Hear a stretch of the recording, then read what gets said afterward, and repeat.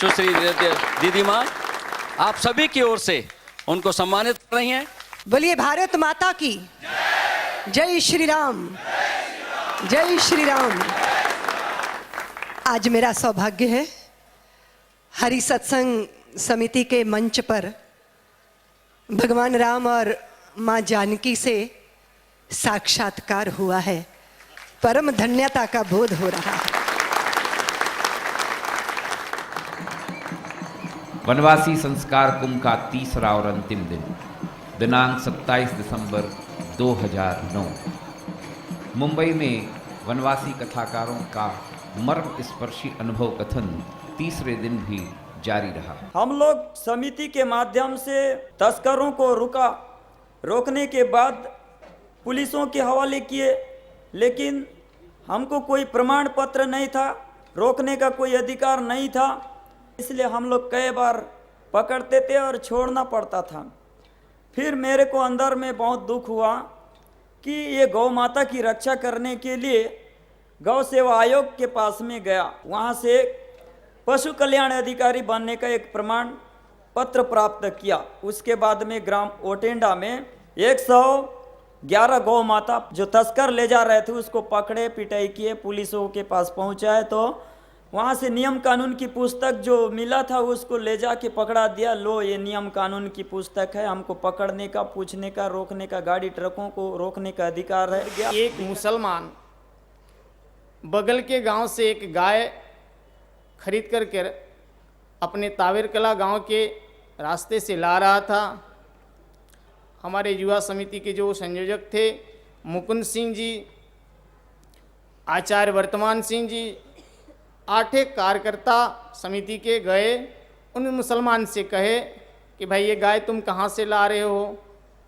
उन लोग आग्रह किए कि भाई ये गाय तुम छोड़ दो, दे के जाओ। तो बोले मैं तो पैसे से खरीद के लाया हूँ, हम नहीं दे सकते। बकझक हुई। इन लोगों ने एक निर्णय लिया, उस गाय के बदले में एक बकरा अपने घर से ला करके गाय की जो कीमत थी उसके बराबर दिया और उस गाय को अपने आचार्य जी के घर में रखा गया। वो गाय 2 बछड़े को जन्म दी है और दूध दे रही है और आज हमारे पास है। अधिवेशन के अंतिम दिन परम पूज्य कांची कामकोट पीठ के वरिष्ठ शंकराचार्य पूज्य स्वामी श्री जयेंद्र सरस्वती जी महाराज ने कथाकारों को अपना शुभाशीष दिया। कुंभ के समापन के अवसर पर दोपहर के विशेष सत्र में श्री श्याम जी गुप्त ने श्री हरि सत्संग समिति के सभी चैप्टर पदाधिकारियों को संबोधित करते हुए कहा कि इस संस्कार कुंभ ने श्री हरि कथा अभियान को एक नई दिशा दी है। अब हमें एक लंबी छलांग लगानी है। हमें 2013 तक देश के 1 लाख वनवासी गांवों तक पहुंचकर सत्संग की शक्ति से संगठन के विराट स्वरूप को प्रकट करना है और यही भारत के भविष्य को तय करेगा। पूज्य दीदी माँ का कुंभ के मंच पर हार्दिक स्वागत।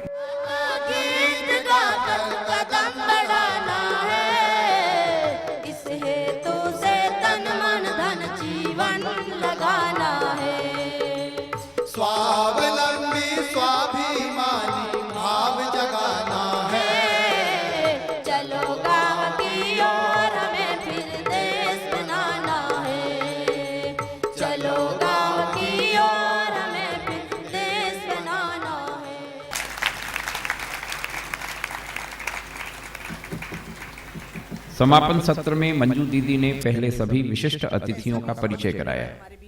बाद में अपने प्रारंभिक संबोधन में वन बंधु परिषद के राष्ट्रीय संरक्षक श्री रामेश्वर लाल जी काबरा ने कहा, हम शहर वासियों को, इन हमारे वनवासियों से प्रेरणा लेनी चाहिए कि अनुशासन से किस प्रकार से हम रहते हैं। वास्तव में और बहुत ही प्रशंसनीय है।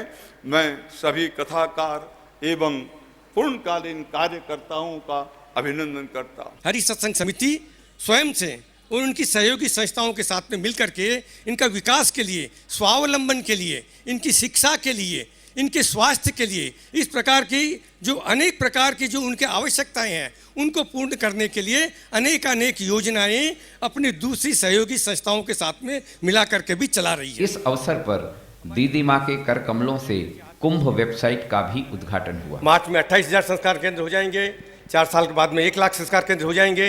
इन सभी संस्कार केंद्रों की संपूर्ण जानकारी इस वेबसाइट के ऊपर कोई भी व्यक्ति जाकर के देख सकता है और इस वेबसाइट में हमारी सभी गतिविधियों की जानकारी मिलेगी, हमारे सभी संस्कार केंद्रों की जानकारी मिलेगी, हमारे उद्देश्यों की जानकारी मिलेगी। इस प्रकार से संपूर्ण जानकारी कोई भी व्यक्ति इस वेबसाइट के ऊपर देख सकता है। वात्सल्य ग्राम के माध्यम से जो भी काम दीदी माँ ने अपने हाथ में लिया उसको संपूर्णता की तरफ ले गई दीदी माँ। आज सारा भारत दीदी माँ की तरफ देख रहा है। सायंकाल के समापन सत्र में पूज्य दीदी माँ साध्वी ऋतंभरा ने सभी कथाकारों का आह्वान करते हुए कहा, जलकर मरना हमारी नियति है बंधु भगनी। लकड़ी तो जलेगी, अगर चूल्हे में जलेगी तो राख बनेगी। बर्तनों के मांजने के काम आएगी, मलमूत्र ढक दिया जाएगा या कूड़े घर में पहुंच जाएगी। लेकिन लकड़ी तो यज्ञ कुंड में भी जलती है, समिधा के साथ जलती है। जलने के बाद राख नहीं बनती, भस्म बन जाती है, यतियों के माथे का श्रृंगार बन जाती है, शंकर के शीश पर आरूढ़ हो जाती है। तो सेवा है यज्ञ कुंड, समिधा सम हम जले, ध्येय महासागर में सरित रूप हम मिले। जीवन की सार्थकता तो इसमें है ना। अब जीवन की सार्थकता को अगर आप अनुभव करना चाहते हो तो बटोरो मत बांटो, क्योंकि जो बटोरा जाता है वो विषाद होता है और जो बांटा जाता है वो प्रसाद होता है। अगर हम देखते हैं कि हम उड़ीसा गए, रेलगाड़ी में यात्रा करने वाले लोग चाय के मिट्टी के कुल्हड़ प्लेटफार्मों में पटक रहे हैं और उस टूटे हुए टुकड़ों की बची हुई चाय चाटने के लिए देश के कितने बच्चे टूट रहे हैं, वो भूख से बिलबिला रही हैं उनकी आंखें। तो इसका अर्थ है कि कहीं असंतुलन है, कहीं गड़बड़ है, व्यवस्था का कारण है। प्रारब्ध की बात मत करो, इसलिए व्यवस्थाएं ठीक करनी है, जहां जरूरत है वहां पहुंचाना है। इसके लिए आपके पास एक धारा बही है और वो धारा हरि सत्संग समिति के माध्यम से इतने बड़े संस्कारों की वनवासी बंधुओं का कथाकार योजना देश भर में वात्सल्य ग्राम और वात्सल्य ग्राम से वो नन्ना बालक, युवा बहन और वृद्धा नानी मौसी, माँ और बच्चों के रूप में संरक्षण पाएंगे। लेकिन वनवासी क्षेत्र से आकर वहां पर लोग रुकेंगे, बेटे बेटियां, हमारी भाई भैया बहन, और 6-6 महीने का प्रशिक्षण लेकर जो है वो दूर दराज उन जगहों पर पहुंचेंगे जहां पर प्यास है। एक तो कुएं को प्यासे को कुएं पे चलकर आना होता है और एक कुआं चलकर जाता है प्यासे के पास। हरि सत्संग समिति की यही भूमिका है, जहां प्यास है, जहां भूख है, जहां अशिक्षा है, जहां स्वावलंबन नहीं है, वहां जाकर हमको ये सारे कार्य करने हैं। मैं आपसे इतनी एक बात कहूंगी, माँ को आश्वासन दो कि तेरा अन्न खाया है, तेरी कोख में पैदा हुए हैं, तेरी मिट्टी में मिलकर मिट्टी हो जाएंगे। माँ तेरा ऋण कभी नहीं उतार पाएंगे, लेकिन फिर भी प्राणपन से प्रयत्न जारी रखेंगे। मेरे साथ दोहराइए, बोलिए, जन्म जहां पर हमने पाया, अन्न जहां का हमने खाया, वो है प्यारा देश हमारा। इसकी रक्षा हम करेंगे, हम करेंगे, हम करेंगे। वंदे वंदे वंदे। उत्तर हिमगिरि मुकुट सुहावे, मस्तक पर माता मैया, मस्तक पर माता। दक्षिण हिंदू सागर, दक्षिण हिंदू सागर, यस तेरे गाता। ओम जय